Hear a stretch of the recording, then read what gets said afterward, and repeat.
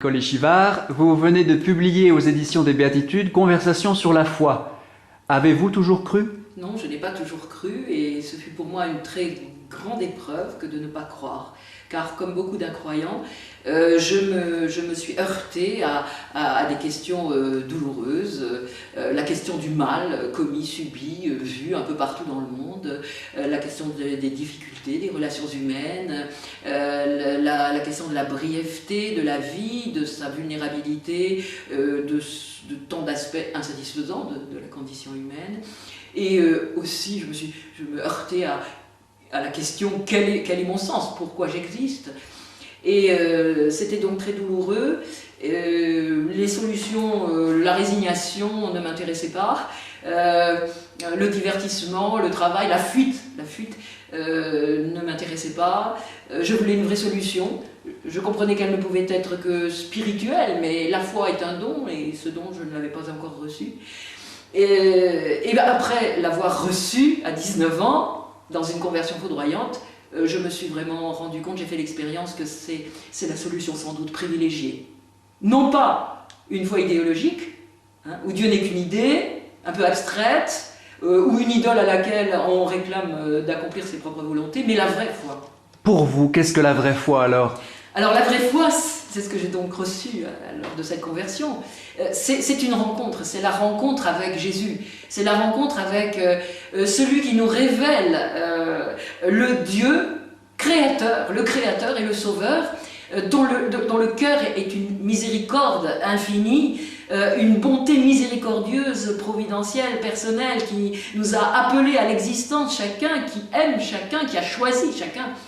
Et cette rencontre avec la miséricorde de Dieu, en révélant Jésus, m'a permis de comprendre que la foi renouvelée permettait le renouvellement des relations humaines, justement dans la charité, dans la miséricorde de Dieu même.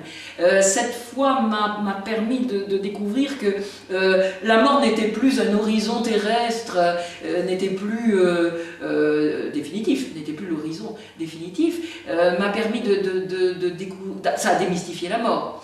Et elle m'a permis de découvrir donc ma signification, le sens de ma vie.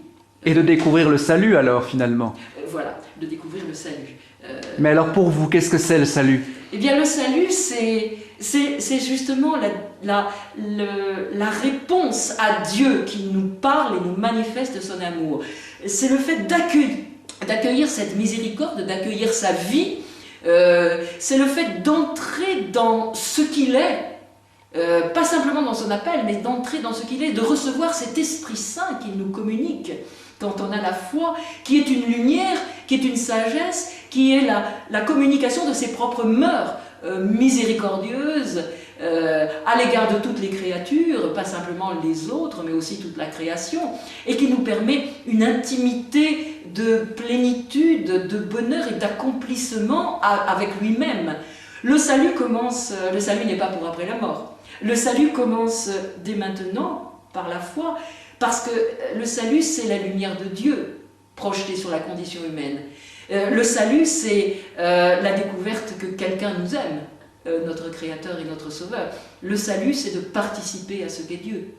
Le salut, c'est d'aimer comme il aime, d'avoir la sagesse qu'il est lui-même, et qui est d'abord la sagesse de la croix. Sagesse de la croix?